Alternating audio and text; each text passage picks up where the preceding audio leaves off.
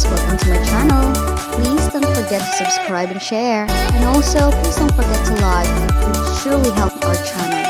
Happy reading! Hi everyone, this is My Wife, chapter 47, titled Make a Great Coup. Okay. So she was given a medicine. Even the medicines from imperial doctors didn't cure me. How could the little girl make it? Di ka sure. Just try it, you'll never know, right? Promise me you won't throw them away. And you will take them on time. Diba? Napaka-sincere naman ni Gio dito. Jiao pala. Inabot niya. Siguro naman iinumin niya dahil sa sincerity ni Jiao, diba? I promise you. Siguro kung nalaman niya na siya ang nagpagaling ng anak niya, siguradong iinumin niya din yung gamot na yan. Seriously.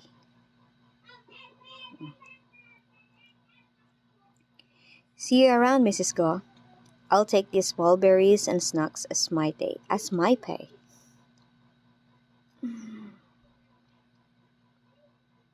Okay. Diba, ang mura lang ng bayaran before. Bayad ka lang ng prutas, gulay, okay na. Animals. Barter lang ba? Have a safe trip. Oh, cute ng mommy niya. Yung totoong mother niya. She's so nice, right? She brings me good luck each time I see her. Is the girl my lucky star? Well, supposedly, she's your daughter. Crock, crock. I want to know. Something about the Marquis? Yung haggard-haggard lagi ng mukha niya, no? Laging pagod yarn. Yes. It's a long story. She's from the Yao family. And she's the second wife of the Marquis of Dingan. Second wife na siya. Asan yung first family? Di pinapakita, no? Napakahagad talaga ng mukha niya. Paano pa naman pagkadrawing yun sa kanya? Her family declined, and she got on well with the previous Marquis. So, naging close sila ng first wife. Before the previous Marquis passed away, Lady Yao visited her a few times. So close sila. So rumors spread that Lady Yao hooked up with Marquis during that time. Ganun? Baka hindi naman ganun. Mga marites kasi gumagawa ng sarili nilang story eh. She's not such a person. Yeah. But actually, she didn't even meet the Marquis of Dingan at that time. How do you know that? Yeah, paano mo nalaman? Isa ka ding chismoso eh. Nagiging chismoso din tuloy kami. The Rejuvenation Hall is kind of famous in the capital city. Our family knows the imperial doctor who treated the previous Marquis. But the previous Marquis indeed asked Lady Yao to take care of her children. O diba? Hinabili na naman pala.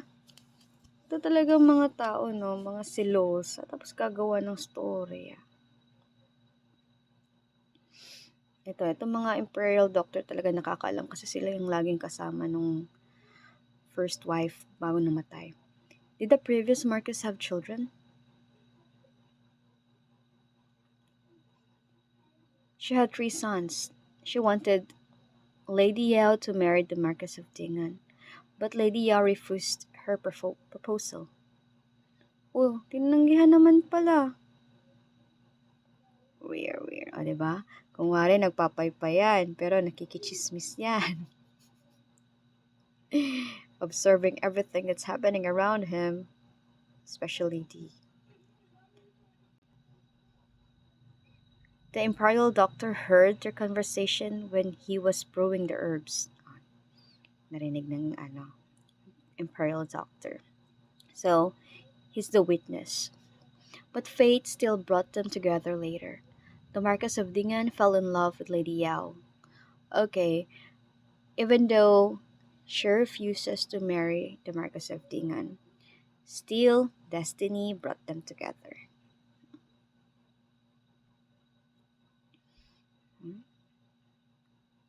You should be able to imagine what happened later. Various rumors slandering Lady Yao spread all over the capital city. Oh, may nanira sa kanya. Siyempre, of course, na ano nila, byudo na. They want to have a piece of cake with it. She has been staying in Hot Spring Manor these years. For one thing, she wants to take care of Guyan. Want to take care of Guyan. And what else? For another, her life in the capital city wasn't good. Oh. Honestly, Marcus didn't love his previous wife that much. Hmm? Kasi buyas lang siguro, in-engage lang. Instead, he treats Lady Yao well. But the better he treats Lady Yao, the more rumors about her. Kasi nga, di ba, alam niyo naman yung mga tao, laging may sasabi at masasabi talaga sa iba. Lalo na yung mga inggit. Ay, naku. Ang daming niyan, creative thinker yung mga yan. Kahit ano na lang sasabihin, masiraan lang yung tao. I once met Lady Yao, and she's nothing like what the rumor says. If she's called seductive. Mainhin nga paano naging seductive yun? No woman in the world is good.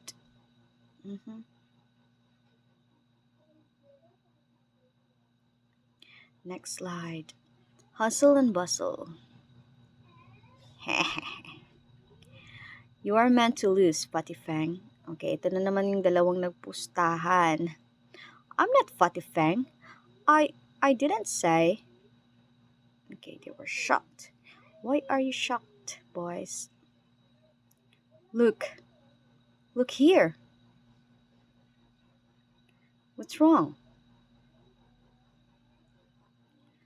That guy made it? Oh, Xiaolong, number 1 of perfectual exams. Number 1 si Xiaolong. And he got first place? How is it possible? Hindi lang siya nakapasa siya, first place pa siya. What? Why do you keep elbowing me? Di ba may pustahan nga kayo? You lose. Give me the money. Yan kasi magipagpustahan pa kasi. All of Xiao Yulang's papers are at the first level. Residence of the prefecture in Pink City. Why does he only get his partial dictation paper blank? Blanco? Sinagutan niya kaya yan. Tagal nga niyang nakaupo dyan . He finished all the questions within an hour. Diba? An hour lang yung iba, tapos natulog na siya. Paano naman gagawin niya? Tulugan na lang. Galing nga na exam nila, no? After exam ng first part, pwede ka na magpahinga kung matulog. As a number in the exam, I don't think Xiao Yulang would make such a mistake. Based on what the examiner said, he finished his paper. Report, my lord. I've asked Xiao Yulang. And then, what he said? He said he didn't hand over a blank paper. Oo, sinagutan niya yun. Slap. I knew it. Someone exchanged his exam paper. Uh-oh, this smells trouble. Did you see clearly that Xiao Lilang handed over a blank paper? Sige, yung tagakuha ng mga papers. No idea. All the examinees would cover a piece of white paper on their exam paper before they handed it over to us. It's to prevent us from seeing their handwriting. After they collected all the papers, the names on the papers would be covered until the examiners finished giving remarks. Then, how did they know each one was Xiao Yulang's paper and replace it? That's the question. Ah, diba? Pati sila napapaisip din. Ewan ko ba. The person who distributed the paper or marked the paper. Anyway, someone among the examinees played tricks. Makakabalik talaga to. Sa umpisa. Slap, slap. Oh. Are you gonna tell the truth or not? Okay, I'll say, stop beating me. Wu Fei, an examiner of the prefectural exams. Nagot kayo ngayon. Release him. Yes, Lord. Someone gave me 1,000 taels and asked me to destroy Shao Yulang's exam paper. I was going to pour the ink on his paper. And then, bakit blanco na yun? Pinalitan mo. When Mr. Wang, who I sent away, came back, I was nervous and poured the ink on my clothes by accident. I didn't have time to get other ink. I happened to see the blank papers next to me. Kaya pinagpalit niya. Instead of putting black inks on it, swap na lang niya. So I replaced his paper with one blank paper. What does that man look like? He covered his face with a mask, and I didn't see him clearly. So tumanggap lang siya ng bribe. Just accepted the bribe and that's it. What about his voice? How tall is he? I don't remember it. I really don't remember it. Lagot ka ngayon, boy.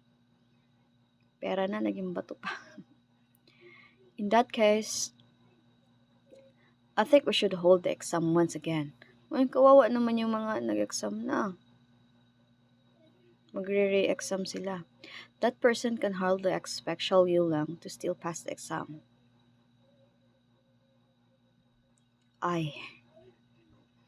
It depends on him. So, tatanungin nila si Xiao Yulang kung re-retake ng exam. Tingnan natin ang sagot ni Liu Lang. Go ask him if he wants all the examinees to take the exams again. Yes, Lord. Beer. Nasa hotel na siya. Sa inn. Inn pala yun. Di pala yung hotel. These people who passed the exam are innocent. Yes, indeed they are. Yes, after all, you also passed the exam, so they didn't take your place. So number 1 pa rin siya sa list. If we retake the exam, some of them may flunk. Huh? Sure. It's inevitable. See? Then naman tong scheming Liu Lang. What about you, Lord Prefecture? Bang pogi dito. Pero scheming pala masyado. May mga ano. Me? What?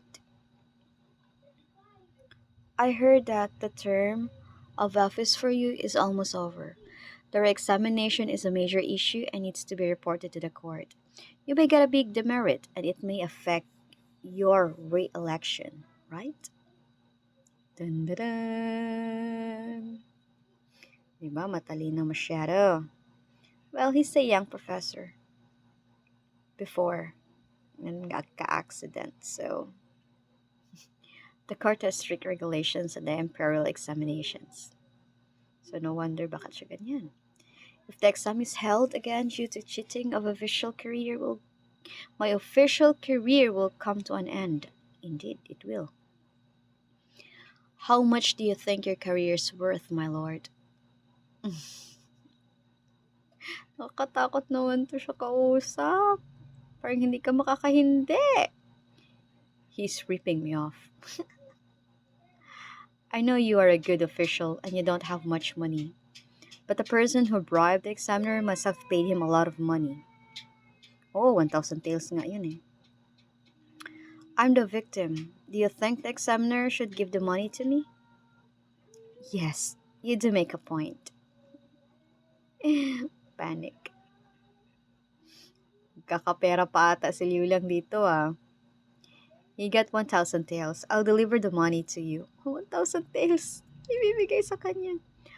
What's more, if he didn't replace my paper, I would be the number 1 in the Kanzi exam, the prefectural exam, and the municipal exam. Do you agree? Sure. We know exactly your strength. Tarantana. If I became number one in the three exams, I could receive the bonus, but I can't now. May bonus pa? He wants more. My money. Wala. Oh, 1,200 tails. So, kung number one pa lang yung lahat ng 3 exams, may 200 tails siya. So, 1,000 tails plus 200 tails. 1, 2 lahat. Makakauwi pa siya kay Gujaw. It's been a year.